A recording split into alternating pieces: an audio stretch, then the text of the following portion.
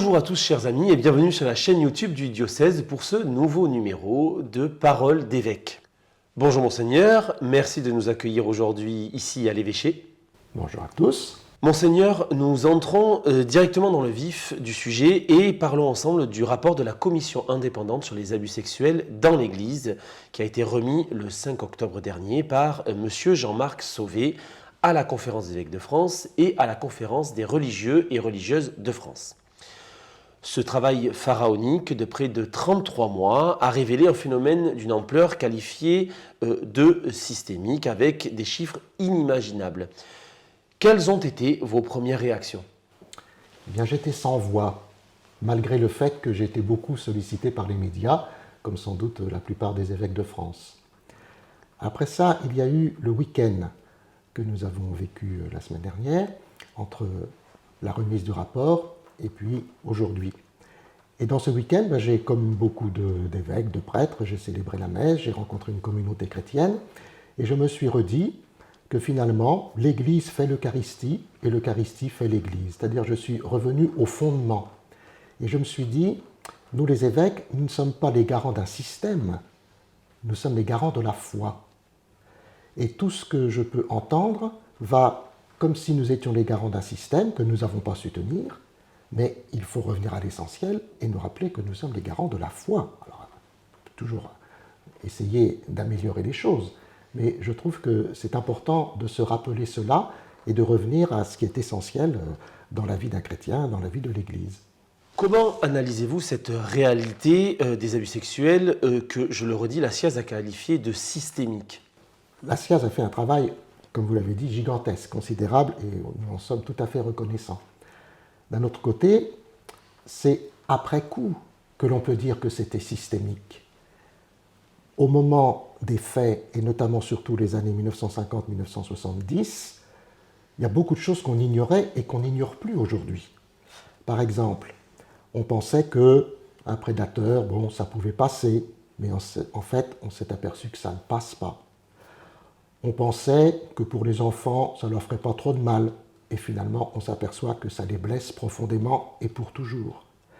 Et donc, vous voyez, c'est ça qui est important pour aujourd'hui. Les leçons que nous entendons de ce rapport, c'est que nous ne pouvons pas faire de fait comme cela a été fait il y a 50 ans, 40 ans ou 30 ans, et en même temps que c'est la parole des victimes qui a permis aussi de se rendre compte de l'importance des dégâts. Et c'est pour ça que je trouve intéressant la fin du rapport Sauvé, où il est intitulé « De victimes à témoins ». Et c'est parce que les victimes ont commencé à parler que nous-mêmes, nous avons commencé à réaliser l'importance des abus sexuels et abus spirituels confondus, ce qui est absolument dramatique. Et donc, c'est difficile, me semble-t-il, de juger ce qui a été fait il y a 40 ans par rapport à ce que nous connaissons aujourd'hui. C'est comme si dans 40 ans, on va nous juger sur des faits peut-être que nous ignorons aujourd'hui et que dans 40 ans, qui seront beaucoup plus éclairants. Voilà. Donc c'est la responsabilité de notre génération de faire qu'en fonction de ce que nous connaissons, nous pouvons continuer d'agir. Désormais, le rapport et ses 45 recommandations sont entre les mains des évêques et de la COREF. Que va-t-il se passer, notamment dans le diocèse d'Aire et d'Ax ? Alors je pense qu'il y a plusieurs niveaux de recommandations. Il y a des recommandations qui concernent l'Église universelle.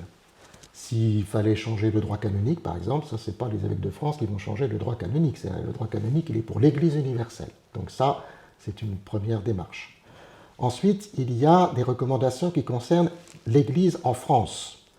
Et il y a des choses que, de fait, nous pouvons faire. Nous avons déjà commencé, nous les évêques, nous avions fait 11 propositions en mars dernier, mais sans connaître l'ampleur du phénomène. Donc ça veut dire qu'il faut que nous revoyions nos propositions en fonction de l'ampleur du phénomène. Et puis, il y a sans doute, de fait, des recommandations que nous pouvons essayer de vivre ici dans le diocèse d'Aire et d'Ax. Je pense notamment à la gouvernance d'un diocèse et je pense aussi et surtout à notre cellule d'accueil et d'écoute des personnes victimes. Je pense à ce que nous pouvons faire et renforcer de faire pour que, suivant cette belle expression, nous puissions faire que l'Église soit vraiment une maison sûre, et notamment dans le cadre de la prévention et de l'information auprès des jeunes et des adultes qui accompagnent les jeunes. Monseigneur, nous changeons de sujet maintenant. Dimanche dernier, le 10 octobre, le pape François a présidé en la basilique Saint-Pierre de Rome la messe d'ouverture du parcours synodal des évêques, le synode sur la synodalité. Alors concrètement, de quoi s'agit-il? Et puis pouvez-vous nous dire ce qu'est un synode sur la synodalité? En fait, c'est un synode sur l'Église, puisque les textes préparatoires à ce synode des évêques qui doit avoir lieu en 2023 soulignent bien que synodos, ça veut dire marcher ensemble. Et finalement, depuis 2000 ans, l'Église ne cesse de faire marcher ensemble les chrétiens à la suite de Jésus dans l'Évangile. Et donc ce synode que le pape a dû reconduire un petit peu plus loin, puisque normalement il était prévu en 2022, et donc le pape en profite, puisque ce sera en 2023 à cause de la pandémie, il en profite pour lancer une grande consultation dans tous les diocèses du monde. Ça c'est quand même intéressant. Et cette consultation, nous la ferons directement sur le site internet du diocèse, où on pourra cliquer sur le ou les thèmes que l'on désire choisir et sur lesquels on désire réfléchir, puisqu'il y a 10 thèmes qui sont proposés. Donc c'est vraiment un gros travail, et en même temps c'est un travail assez restreint dans le temps, puisque la consultation commence donc le 17 octobre, et elle devra se terminer à peu près à la mi-février, pour que nous ayons le temps nous-mêmes de faire une synthèse de ce qui sera revenu du diocèse des Rédax, pour l'envoyer à la conférence des évêques, qui elle-même fera une synthèse pour l'ensemble de notre pays.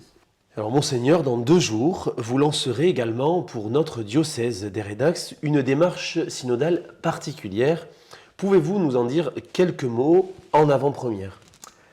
Alors, je ne vais pas rentrer dans les détails puisque nous ne sommes pas encore le 17 octobre, les documents sont prêts. Le thème c'est « Vivons et annonçons l'Évangile ensemble ».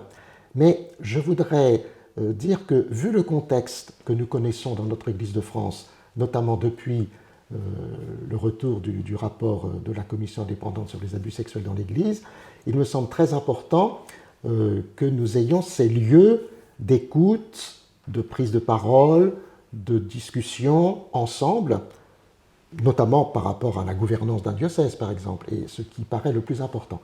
Et donc, je trouve que c'est finalement opportun que nous ayons choisi cette date du 17 octobre, qui correspond donc aussi à la date de la consultation pour le synode romain, que nous l'ayons choisi et gardé pour notre diocèse, même s'il faudra certainement du temps pour que nous puissions entrer dans ce chemin qui se veut plutôt un chemin de conversion pastorale, à la fois dans nos paroisses, mouvements et services, et pour l'avenir du diocèse. Et donc je suis heureux que cette consultation puisse arriver en même temps que cette démarche synodale. Merci Monseigneur pour ce temps partagé avec vous aujourd'hui. Merci à Julie pour la réalisation et le montage de cette vidéo. Et surtout, merci à vous, chers amis, pour votre fidélité sur notre chaîne YouTube du diocèse. Nous nous retrouverons maintenant dans un mois, le 15 novembre prochain.